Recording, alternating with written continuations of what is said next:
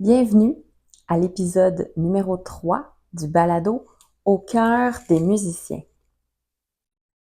Je m'appelle Émilie Bélanger, Émilie Joly. Je suis vraiment très heureuse, très contente aujourd'hui de vous parler de stress, de trac, d'anxiété de performance. Je ne pensais pas un jour être heureuse de parler de ces sujets, mais oui, je suis contente aujourd'hui de pouvoir vous en parler. Si peut-être ça peut vous aider. Je vais vous partager mon expérience, mes apprentissages aussi par rapport à ces sujets et vous offrir des portes, des possibilités peut-être pour essayer d'apprivoiser tout ça et surtout d'arriver à se sentir bien en fait quand on joue de notre instrument de musique, que ce soit pour notre pratique personnelle ou qu'on joue en concert, par exemple. Donc, le balado au cœur des musiciens, c'est quelque chose que j'ai créé pour favoriser le bien-être des musiciens, des musiciennes, des artistes, pour prendre soin de l'instrument humain derrière l'instrument musical. Donc, pour l'instant, je vous parle un peu plus de mon expérience, mais éventuellement, il va y avoir des invités.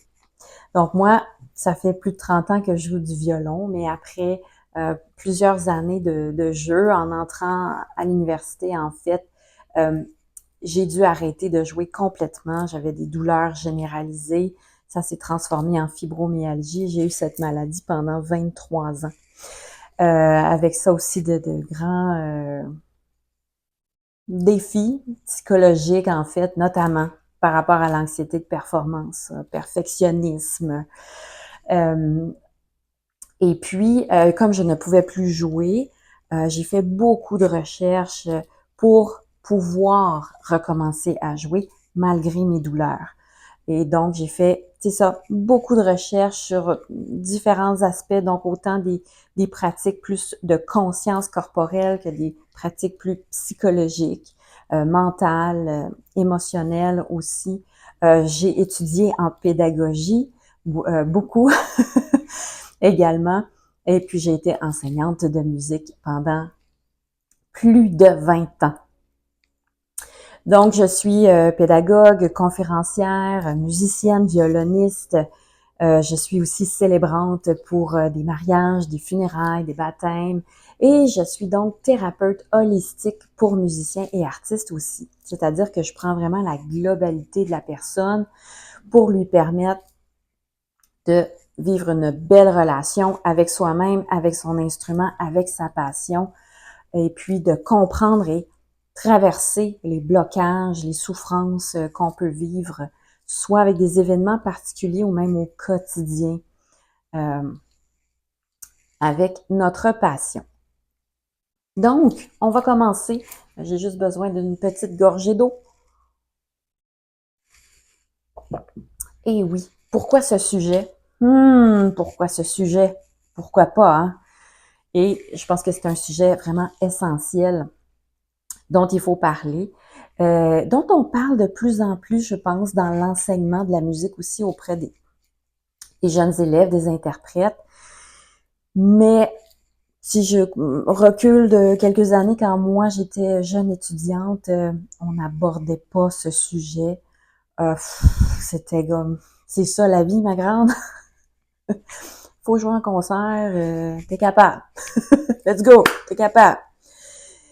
Mais on s'occupait pas de tout ce qui se passait à l'intérieur. En tout cas, pas dans mon parcours, là, il y a 15, 20, 30 ans. Je vais démystifier un peu avec vous, c'est quoi la différence entre le stress, le trac, l'anxiété de performance, comment ça peut s'installer, comment ça se cultive aussi, comment ça perdure.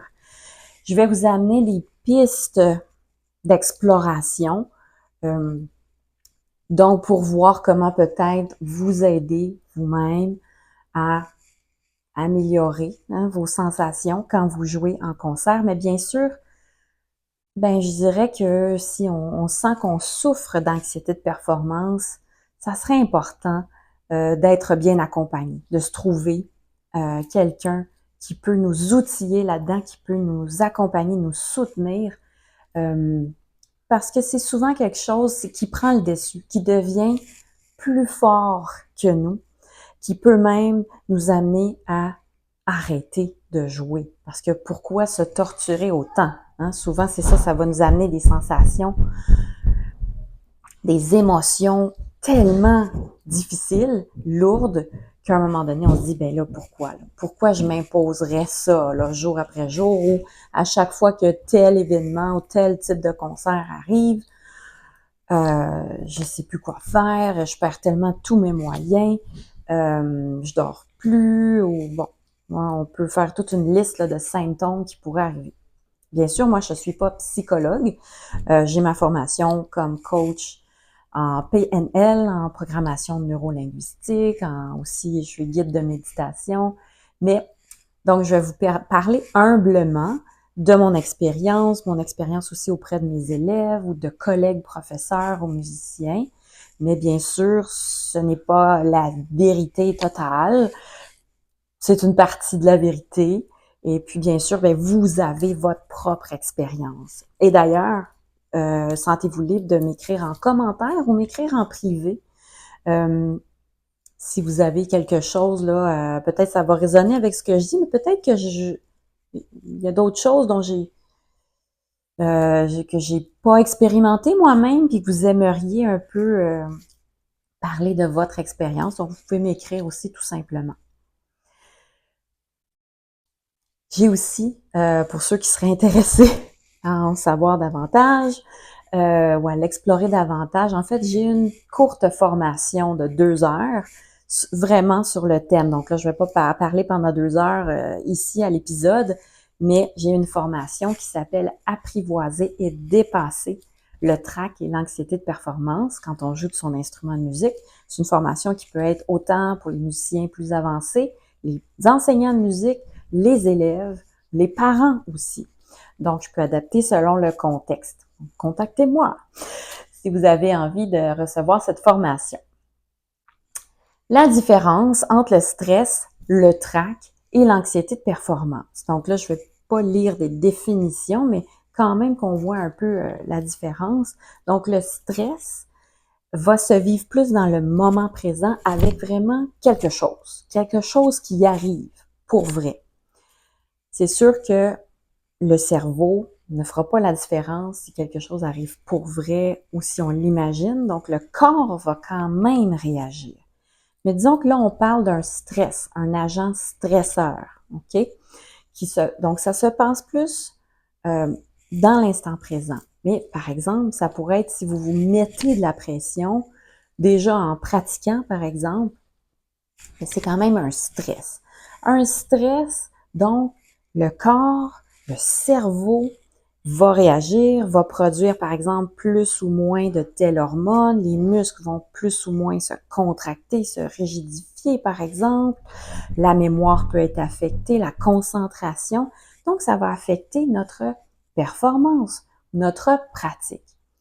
Parenthèse, moi je peux vous dire que l'anxiété de performance s'est glissée assez rapidement dans ma pratique personnelle, même quand j'étais toute jeune, à 10 ans, 11 ans.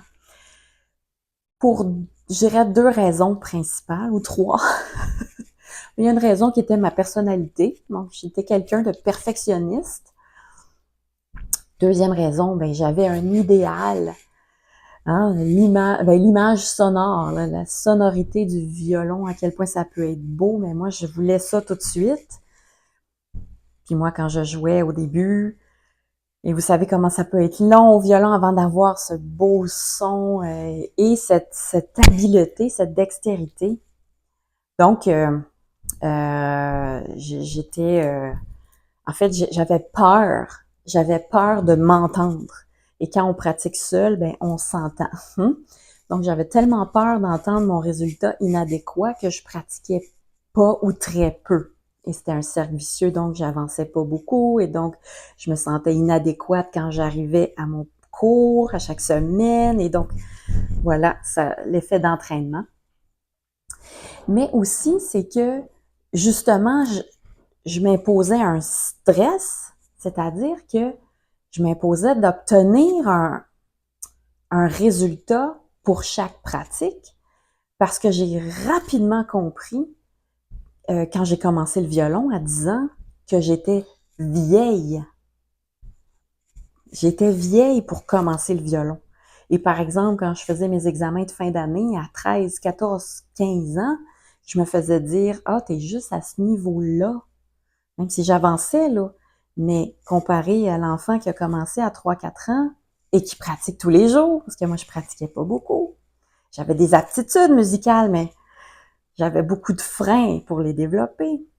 Donc, moi, à chaque pratique, là, la minute était comptée, le temps était compté. Il fallait vraiment que je m'améliore parce que j'étais donc en retard.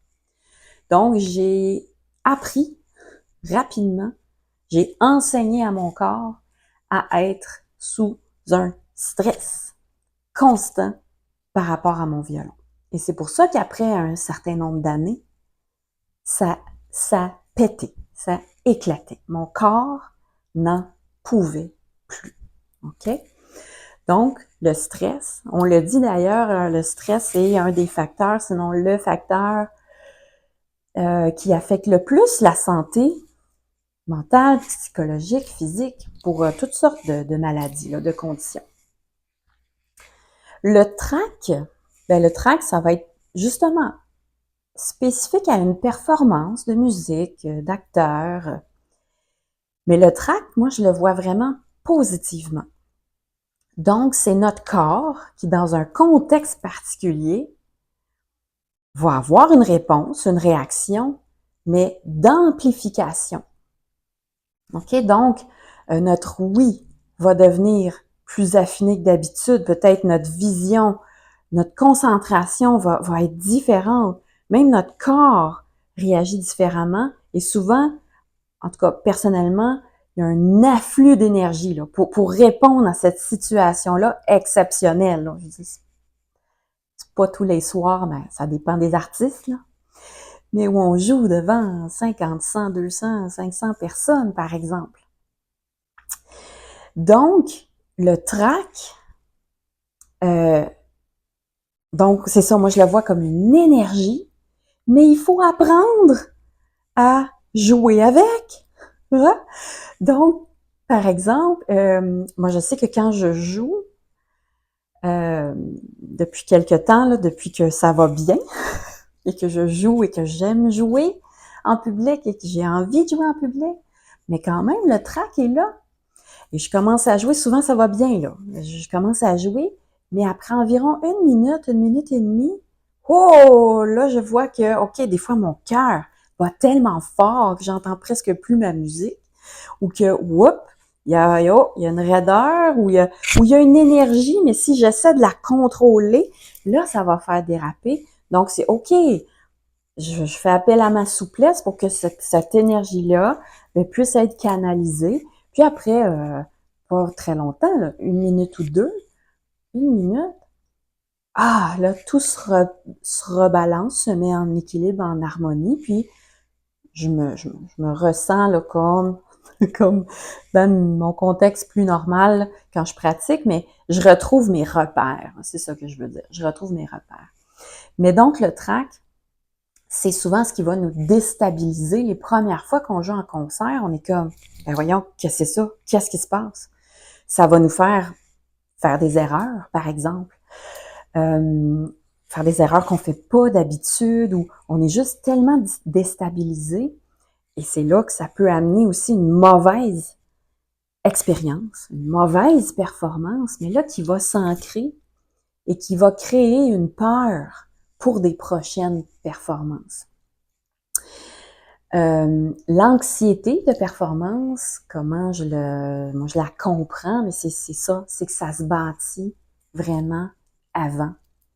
C'est pas dans la réalité, c'est pas dans le présent, mais c'est dans toutes nos histoires mentales qu'on va se créer, peut-être à partir de choses qui se sont vraiment là passées, par exemple des mauvaises expériences, des mauvaises performances. Mais là, on va utiliser ça pour anticiper qu'est-ce qui n'est pas encore arrivé, mais pour se créer des scénarios. Quand je parlais du stress chronique aussi quotidien, et ça aussi, ça nourrit la perspective d'une catastrophe devant le public.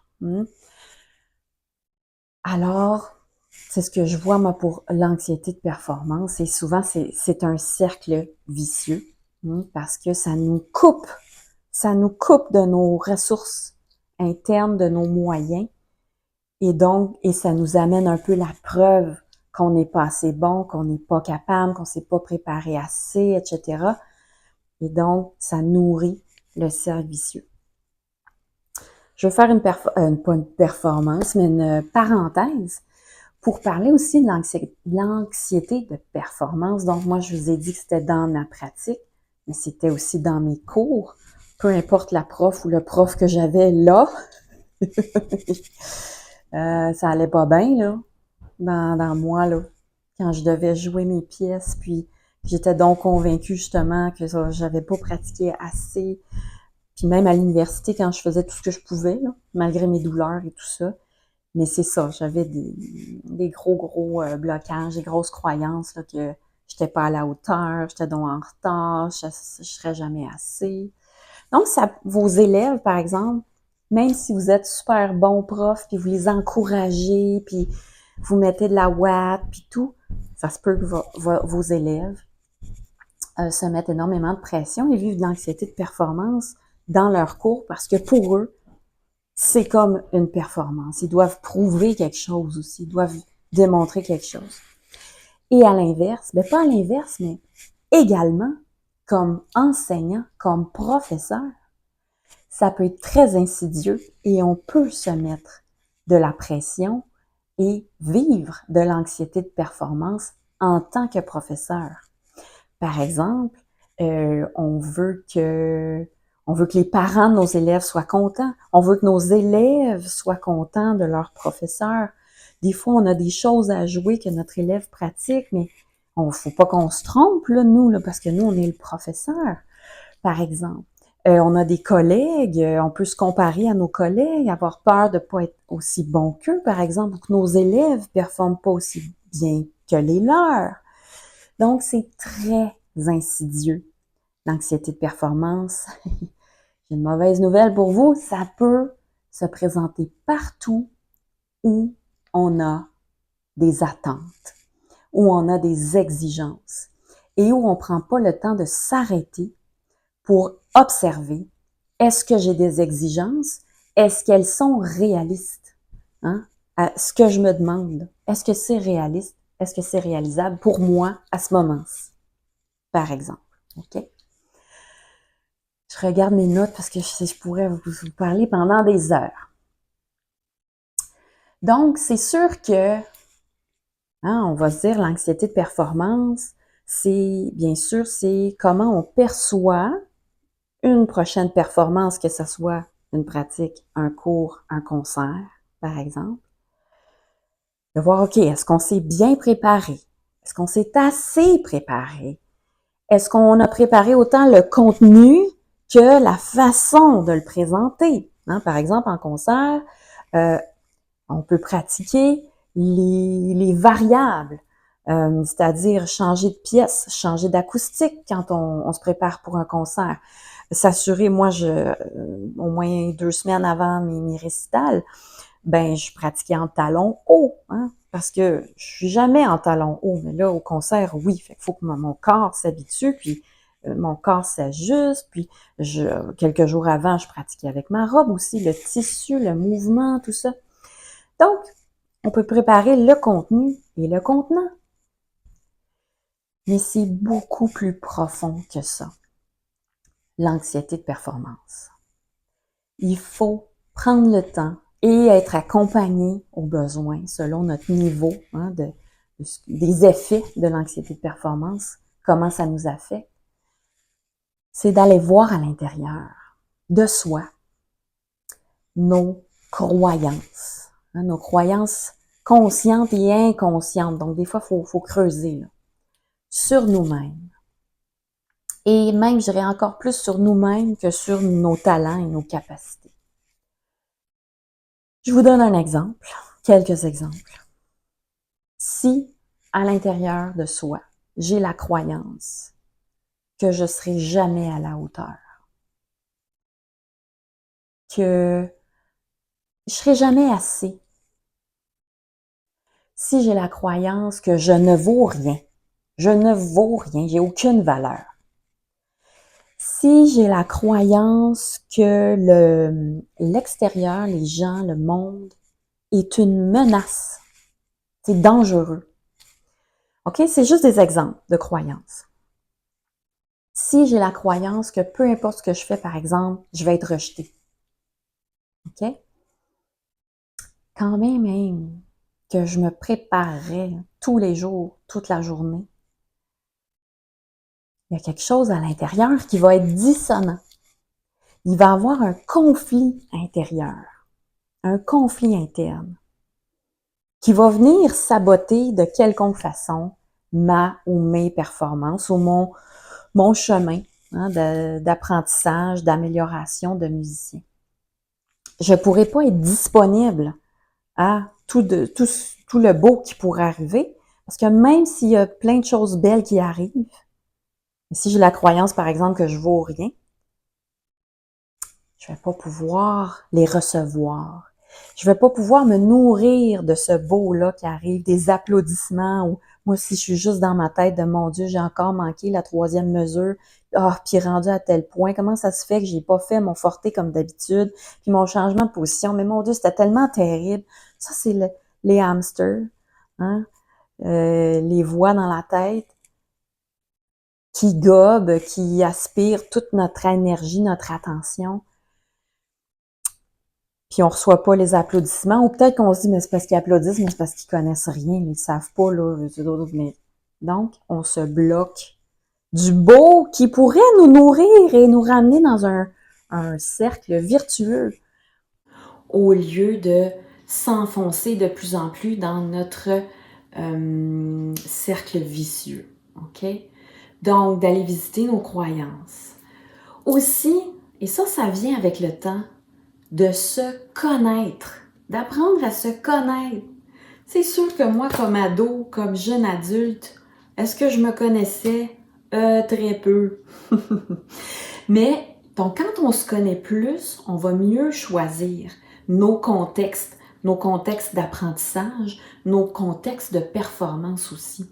On va choisir les conditions qui vraiment nous permettent d'être à notre plein potentiel.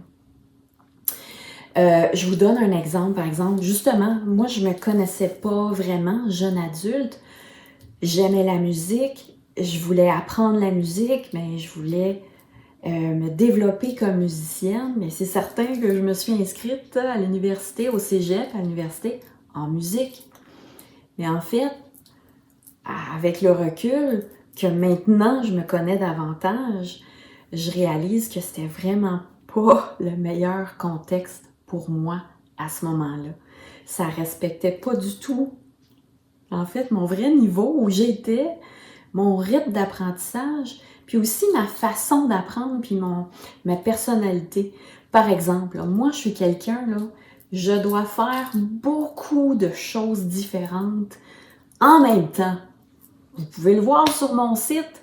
Hein? Je suis musicienne, je suis sonothérapeute, je suis thérapeute holistique, je suis célébrante, je suis enseignante en plus présentement. Je suis enseignante en francisation également. Je suis maman. Donc, je suis multipotentielle. Moi, j'ai besoin d'être nourrie de plusieurs domaines différents. En études en musique, en études musicales, il faut vraiment se concentrer là-dessus, là, des heures par jour. Et moi, en fait, c'est vraiment beaucoup plus tard que je me suis rendu compte. Ça a été une des raisons aussi que ça a tout pété. J'aurais été mieux, probablement, d'y aller différemment. Et de prendre plus de temps, oui, pour apprendre. Ça m'aurait pris beaucoup plus d'années. Mais ça aurait été plus harmonieux avec ma façon d'être. Mais bon, c'est comme ça, c'est pas grave. Mais quand on se connaît mieux, on peut mieux choisir. Hein, je vous donne l'exemple aussi, on a des fleurs à la maison, à l'extérieur, des bacs de fleurs. Bien, on a planté les mêmes fleurs dans 2 bacs différents. Un des bacs est au gros soleil toute la journée. L'autre bac est plutôt à l'ombre. Bien, et c'est les mêmes fleurs, mais on a 2 types de fleurs dans chaque bac. Donc, dans le bac au soleil, les fleurs qui ont besoin de soleil, waouh, elles poussent. Puis les autres qui ont besoin d'ombre, mais là, sont en train de brûler. Dans l'autre bac, les plantes qui ont besoin d'ombre, elles s'épanouissent, c'est magnifique. Puis les plantes qui ont besoin de soleil, ben, ils n'ont pas fait vraiment de fleurs cet été. Mais il n'y a pas rien de bon ou mauvais. Mais quand elles sont à leur bonne place, elles s'épanouissent, elles fleurissent. Donc, c'est la même chose comme musicien. Puis, ben, on ne le sait pas toujours quand on est jeune, mais quand on est adulte, quand on fait un certain travail sur soi, bien, justement, on peut mieux choisir. Aussi, il faut réaliser c'est quoi nous, là. Donc, laissez faire les autres, OK? Parce qu'en plus, ça se peut qu'ils se connaissent même pas puis qu'ils s'imposent des choses qui sont même pas bonnes pour eux autres. De trouver c'est quoi notre zone de confort, notre zone d'inconfort, mais c'est un inconfort de quoi? Et comment on est, nous, quand on est dans cette zone d'inconfort? Quand on va trop loin, trop vite, et je dirais même trop souvent, bien là, on tombe dans ce que j'appelle la zone d'agression, la zone de violence envers soi. Et qu'est-ce qui arrive quand on se sent agressé ou menacé ou qu'on a de la violence envers soi? On se braque, on veut se protéger, on se coupe, le cerveau spin pour aller dans ses mécanismes de défense, le corps aussi, mécanisme de protection. Donc, rien ne va plus. On survit. On est en survie. Et donc, si ça arrive trop souvent, bien même on apprend, on s'enseigne nous-mêmes à être constamment en survie. Et ça peut arriver dans la vie, ça peut arriver à notre instrument aussi. Donc, c'est de trouver, en fait, ce que j'appelle la zone de génie. J'aime mieux ça que zone de confort, parce que des fois, le confort, hein, on est dans nos vieilles pantoufles, mais des fois, on n'apprend plus vraiment ou on se coupe même hein, de s'épanouir. Donc, j'aime ça appeler la zone de génie, le sweet spot, hein, où est-ce qu'on va se sentir compétent, qu'on va être capable, mais en même temps, on a un défi et ça va nous amener plus loin. Donc, c'est d'être capable, c'est ça, avec discernement, de bien choisir, de bien juger, par exemple, de quel type de cours, de professeur, de programme, qu'est-ce qui va être favorable pour nous, les types de performances, de concerts, dans quel type d'ensemble on va se sentir à l'aise. Puis, ça va évoluer aussi au fil du temps, au fil des années, mais c'est de se donner le plus de chances possible, finalement, de se sentir bien pour pouvoir, j'allais dire, livrer la marchandise, mais s'exprimer vraiment et continuer d'évoluer. C'est sûr qu'il faut, tu sais, le danger, ça serait de tomber dans l'hyper-protection, la ouate et de vouloir rien essayer, rien faire, surprotéger soi-même ou ses élèves. Fait qu'on ne veut pas tomber là-dedans, mais je pense qu'il faut être vraiment conscient et lucide. Tu sais, puis je pense qu'on le sent rapidement, là. On le sent quand on est bien, on le sent quand on se sent menacé. Et c'est d'aller voir qu'est-ce qui se cache en dessous de ça. Et en fait, la plupart du temps, ce qui se cache en dessous de ça, il y a les peurs. Donc, les peurs de souffrir, les peurs d'être jugé, les peurs de ne pas être assez, la peur de décevoir, de se décevoir, la peur d'être encore découragé. Mais c'est d'aller voir encore plus profondément que ça. Pourquoi on a peur? Bien, peut-être parce qu'on aime tellement la musique, on voudrait tellement réussir. Mais c'est de se donner du lousse là-dedans aussi. OK, je veux tellement réussir, excellent. Mais je vais me donner les conditions pour... Je pars d'ici, mais je vais aller là. Je me demande pas d'aller là tout de suite. Je vais aller là. Et après, je vais aller là. Et après, je vais aller là. Donc, c'est d'avoir beaucoup de compassion envers soi, de se donner les chances de réussir finalement. Je veux faire un dernier point avant de vous proposer des outils, des pistes un peu plus concrètes. En développement personnel, on parle souvent de l'enfant intérieur. Donc, l'enfant intérieur, c'est la partie de chaque personne, la partie de soi, qui est vraiment comme un enfant, joyeux, libre, dans l'amour, la liberté. Mais cet enfant-là, il est peut-être pas comme un enfant si, par exemple, dans votre vie, dans votre histoire de vie, par exemple, vous avez dû devenir adulte rapidement. Donc, ça peut être, par exemple, si vous avez eu à prendre des responsabilités très rapidement quand vous étiez jeune. Ça peut être aussi que vous avez souffert certaines choses difficiles, très difficiles qui vous sont arrivées. Vous avez souffert avec l'enfant, il s'est dit non, là, je peux plus être un enfant. Il faut que je sois dur, il faut que je sois tough, il faut que je sois capable, il faut que je sois responsable, il faut que je m'occupe d'un tel, ou c'est, faut que je sois l'homme de la maison ou la mère pour la famille ou peu importe. Donc, ce qui peut arriver, c'est que vous continuez, vous grandissez, mais vous devenez un adulte, mais c'est encore l'enfant intérieur qui a l'impression que c'est sa job. C'est sa job d'aller au front, d'aller au champ de bataille, d'aller travailler, de s'occuper des relations. Et quand on ne fait pas de travail sur soi, mais c'est inconscient, c'est ça, on ne le sait pas, on ne s'en rend pas compte. Et souvent, donc, c'est l'enfant qui essaie de faire comme un adulte, mais il n'y arrive pas. Il sait qu'il n'y arrivera pas, puis il a tellement peur qu'il va se créer vraiment une carapace. Et beaucoup de mécanismes de protection. Et ça peut entrer en jeu justement avec l'anxiété de performance. Je parle, moi, dans le contexte des musiciens ou des artistes, je vais parler de l'élève intérieur. Donc, en fait, notre histoire, mais avec notre instrument de musique. À quel moment, peut-être, votre élève qui se sentait pas adéquat, pas avec les bonnes ressources encore, c'est en devenir, mais qui a comme dit « Ok, je vais jouer la game. Je me sens complètement pas prêt, mais je vais jouer la game. » Mais à l'intérieur, ça tremble, ça tremble. Donc, c'est comme de mettre une carapace, mais l'intérieur est complètement mou et sans défense. Alors que quand on prend conscience de ça et qu'on ramène notre enfant intérieur à l'intérieur, on dit « Hey, tu peux avoir du fun, tu peux t'amuser, tu peux jouer. » T'as congé, t'es en vacances. Là. Tu peux juste être un enfant. C'est moi l'adulte. C'est moi le musicien. C'est moi le prof.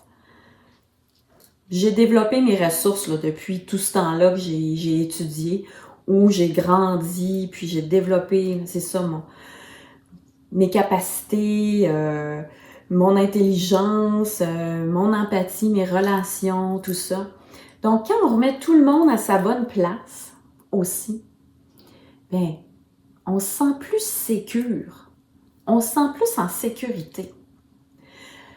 Donc, par exemple, si je joue en concert, puis je me plante, mais c'est mon adulte, là, c'est mon musicien adulte qui a joué.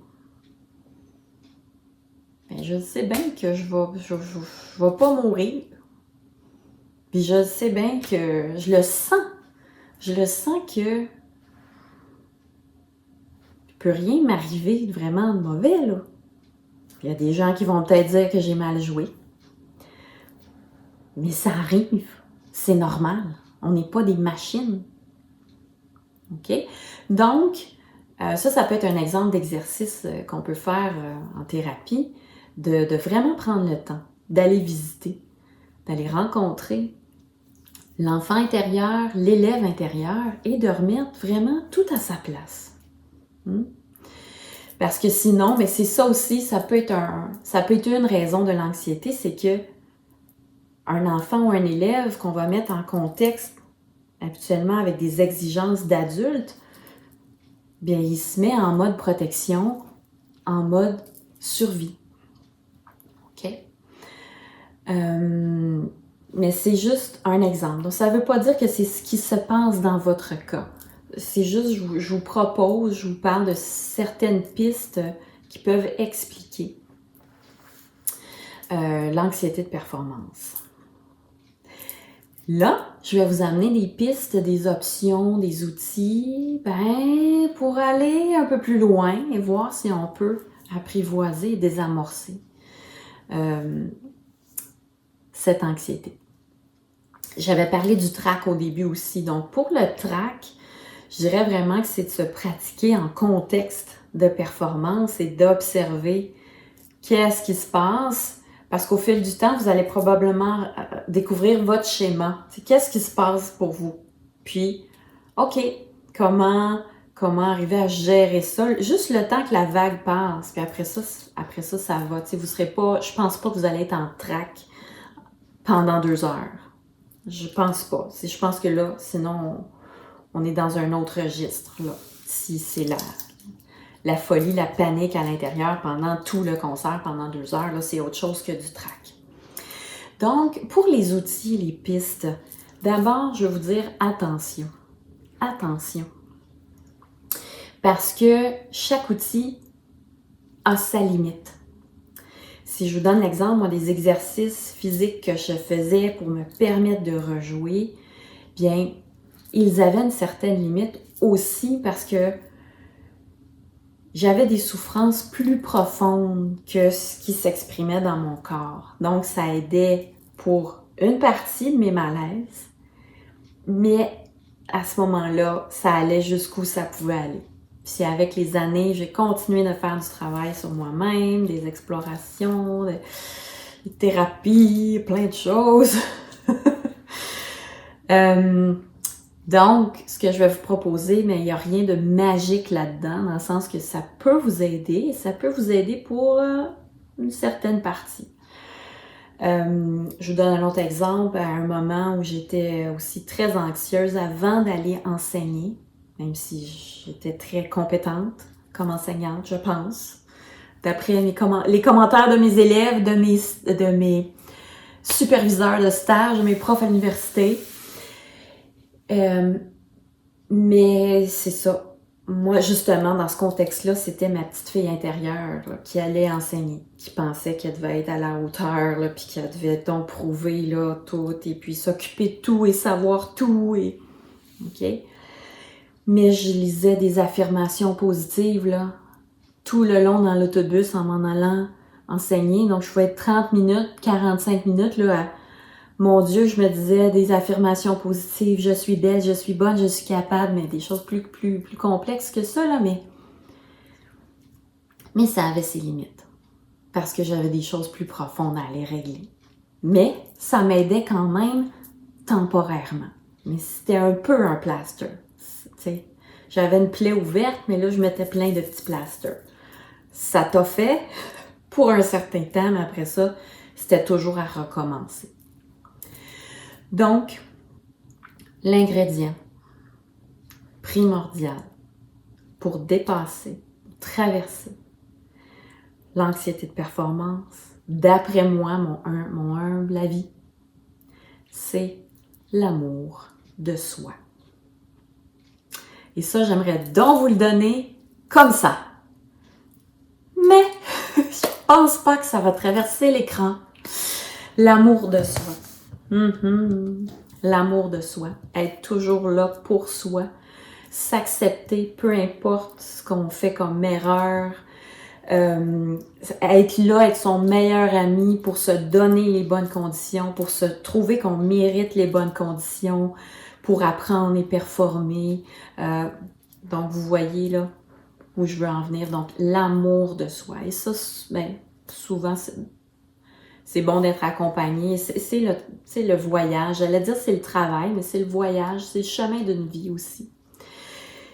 Mais voilà, pour moi, c'est l'ingrédient primordial. Et le respect de soi, le respect de ses limites, de son rythme. Mais de s'aimer aussi assez pour se permettre d'évoluer. Donc, c'est pas non plus d'être complaisant puis de dire « Ah, ça, c'est mes limites, puis je peux pas faire plus. » Non, non, non, non. C'est pas ça. OK? De se connaître, et ça aussi, c'est un voyage, c'est un chemin. Donc, de mieux se connaître pour mieux choisir et se choisir.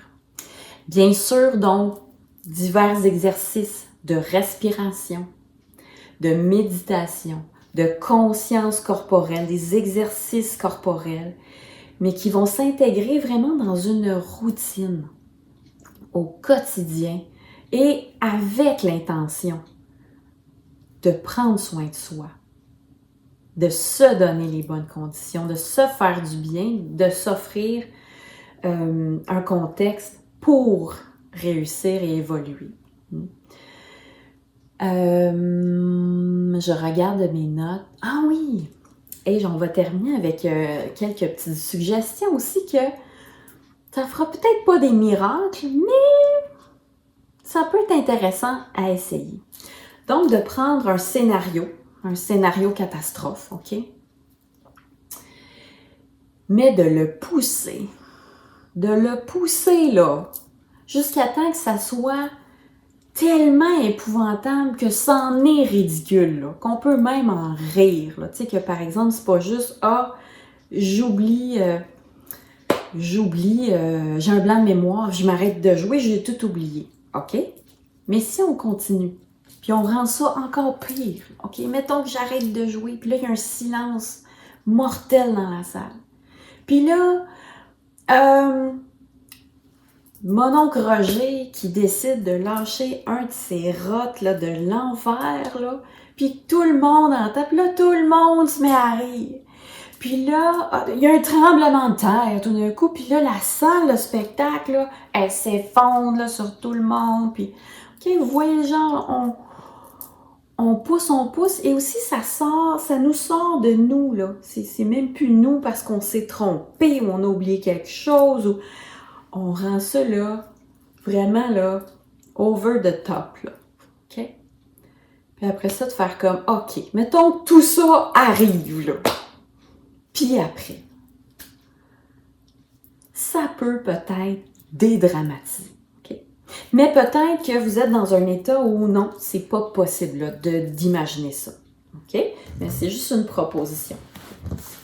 Et aussi, des fois, je me dis ça aussi, d'essayer de ramener tout le monde au même niveau, au même plan. Donc, par exemple, OK, là, moi, je vais jouer en concert. Ouf, je me sens vraiment nerveuse, j'ai peur de faire des fausses notes, j'ai peur pour telle pièce, tel mouvement, OK. OK, mais si je remettais un violon et un archet à tout le monde dans la salle, il y en a combien, là, qui pourraient jouer, mettons, aussi bien que moi?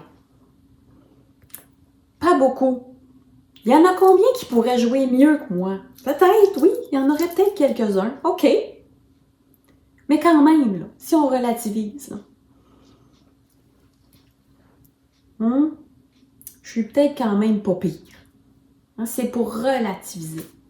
Peut-être que finalement, si on avait tous des violons qu'on se mettait à jouer, finalement, la plupart remettraient leur violon par terre puis décideraient de m'écouter, peut-être. OK? Donc, c'est ça aussi. C'est trouver d'autres scénarios, mais que ça reste pas juste mental, mais qu'on le ressente dans le corps aussi et dans nos émotions. Parce que c'est ici surtout que ça se passe. Ça commence ici, mais ça amène des réactions partout. Okay? Et justement, avec le pouvoir de nos pensées, on peut aussi changer des réactions pour donc amener plus de fluidité, de flexibilité, de certaines hormones qui vont se stabiliser, mais ça peut demander de la pratique, les bons exercices, d'être accompagné aussi.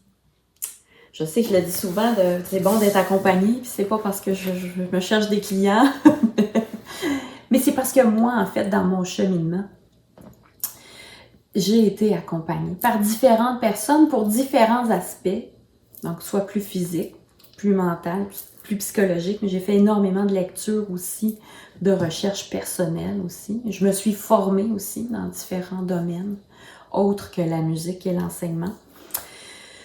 Et donc, on arrive à la fin de cet épisode, mais pas à la fin de cette histoire de stress, de trac, d'anxiété de performance. Mais je pense que l'important, c'est d'abord d'en parler. Et je suis vraiment ouverte là, si vous avez des commentaires, des choses aussi dont vous avez besoin de parler. J'espère humblement que ce que je vous ai apporté comme perspective, ça peut vous aider, ça peut vous guider. Mais chacun a son histoire, chacun a ses perceptions. Et puis, chacun, finalement, doit trouver son chemin à travers ça. Et aussi, je pense qu'on va terminer là-dessus. Qu'est-ce que vos expériences ou qu'est-ce que l'anxiété de performance, au final, qu'est-ce qu'elle a à vous enseigner? Parce que si elle existe, c'est probablement parce qu'elle a quelque chose à vous apprendre, à vous enseigner. Et je pense que c'est ce que j'ai fait en fait. Moi, quand j'ai réussi à comprendre les messages, je dirais de mes anxiétés, mais c'est là vraiment que j'ai pu m'en libérer. J'ai compris pourquoi elles étaient là. Et qu'au final, j'en avais plus besoin. Elles ne me servaient plus. Elles m'avaient déjà servi de protection, entre autres. Ça fait drôle à dire, hein? Quelque chose qui nous fait tellement mal, mais au départ, ça peut être un mécanisme de protection. Mais ça, c'est mon expérience, donc vous verrez pour vous. Mais qu'est-ce qu'elle a à vous enseigner?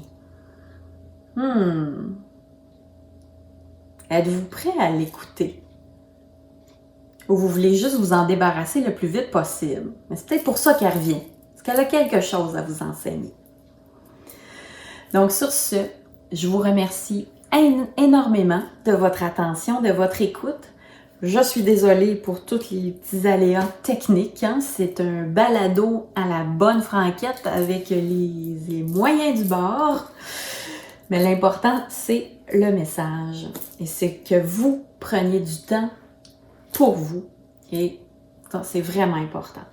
Je vous invite à visiter soit mon site internet, La Musique en Toi, mes pages Facebook et Instagram, par exemple. Donc, j'offre vraiment plusieurs services, conférences, formations, blablabla, mais toujours pour être au service du bien-être de tous et particulièrement des musiciens, des musiciennes, des artistes. Donc, merci beaucoup. À la prochaine. Que la musique et les belles vibrations embellissent votre vie. Merci.